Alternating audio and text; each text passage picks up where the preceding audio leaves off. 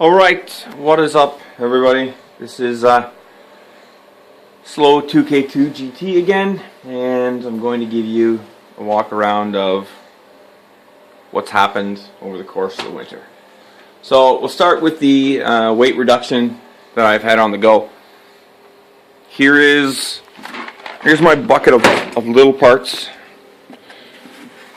If I can find the spot to open it. Where the hell are you? There it is. Okay, so this really doesn't count. Doesn't work now anyhow. These pieces are from behind the front seats where the rear speakers used to mount. Two of those brackets from the wings of the dash. Once you open up the passenger and driver door, pop off the little panels. They're right behind there. Miscellaneous brackets from the rear seats, which we all know no longer exist. Power steering bits. Brackets from the back of my AEM gauges, which are locked in place in the cup holders. And the various little bits and schnibs that I've cut off from inside the vehicle. So this is all the small stuff that I don't really want floating around. Regardless of its nature, it has come out of the vehicle and will not be going back in. So there's the small bucket. There we go. In case any of you have never seen channel on YouTube called How to Basic, I suggest going and looking it up. It's kind of a sneak peek inside the mind of an absolute crazy person, and when I do things like this, you'll realize the reference and that I am in fact on my way to being crazy as well. Doesn't mean I'm not right about things. This is the heavier piece. It's all the crap from inside the hatch that I've removed and folded up for ease of keeping. It's my wintertime garage, my hazardous material bag, pads so I don't freeze my feet while working down here, and all the associated things. So we'll come around to the back of the car first.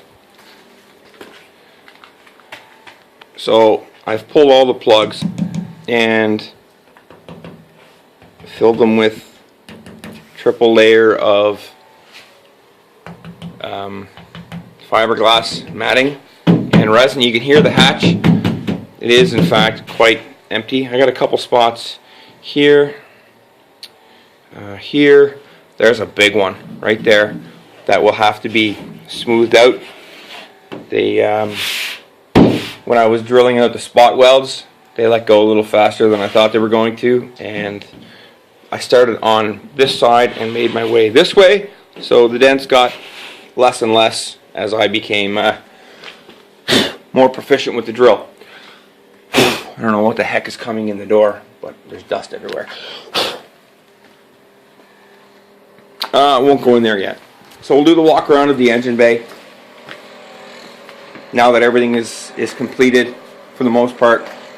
The intake tube for the turbo, I haven't quite figured out what I'm going to do with this yet. So for now it's turned up just so I have something in place and can work with, know that I can't occupy that space. I went ahead today and replaced all my coolant hose clamps with T-bolt clamps, because the OBX hoses that you pick up on eBay seem to be a little bit larger than the OEM ones. Therefore they're leaking slightly, and I wasn't able to actually contain the pressure with just a regular clamp or gear clamp. So I went ahead and spent the $10 on the T-bolt clamps before I went back to factory rubber hoses, which seemed to work fine enough anyhow. So I've completed the electronic boost control setup.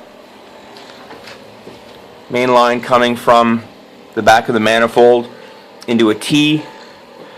The bottom line, when you follow it, goes down to the bottom of the wastegate, which will open up the diaphragm. Normally, it would normally open it up on its own. However, the T also goes into the boost solenoid, which feeds pressure into the top of the wastegate to allow me to run double the pressure of whatever spring I have in there.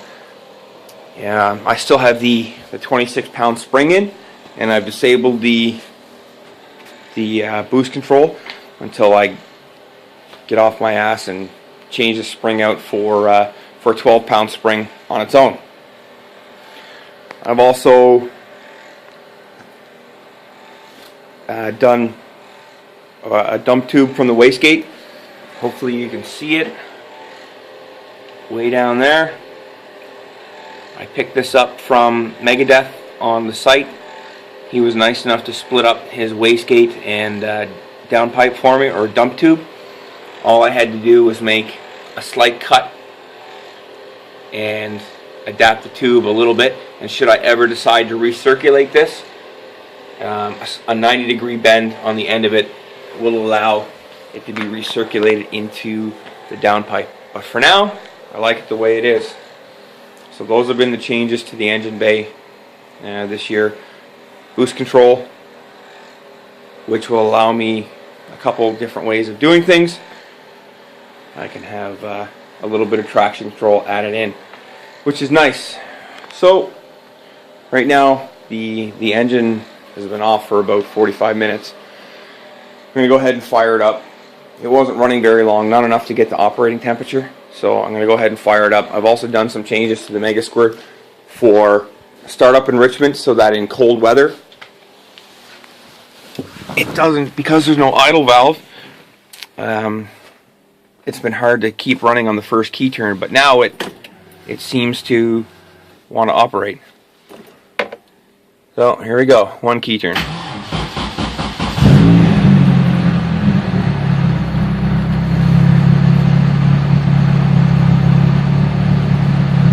Apparently it did get up to operating temperature anyhow. I'm not a liar, I just didn't. I don't hang out in here much with no steering wheel and no place to drive. So the Mega Squirt is mounted in behind this panel. It's no longer out and exposed.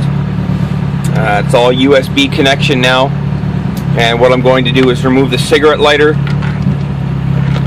from the housing and install an auxiliary USB port that you would see on some aftermarket head units where they remote mount the USB location, so I can take the cable in and out and it doesn't affect anybody inside the vehicle.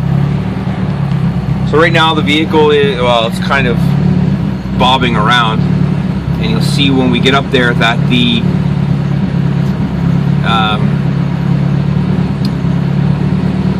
you'll see that the blow-off valve is kind of fluttering open and close. I have to replace the spring in that as well to allow for higher pressure so that it doesn't pop open. So it's causing the slight fluctuation in RPM right now. So if you keep an eye on the blow-off valve here, it's still sitting open and fluttering a little bit. However, under throttle,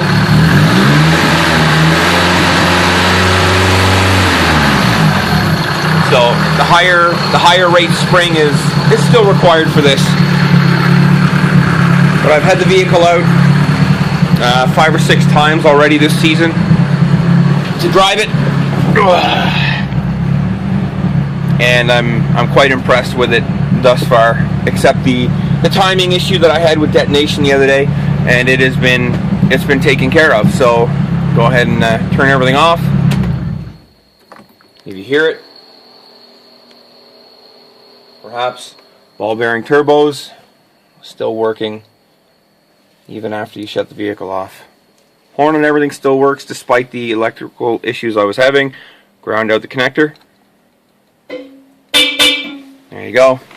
I just need to straighten the hub out, because as you can see, it was sitting roughly like this after the alignment, and my OCD goes furious at this sort of thing.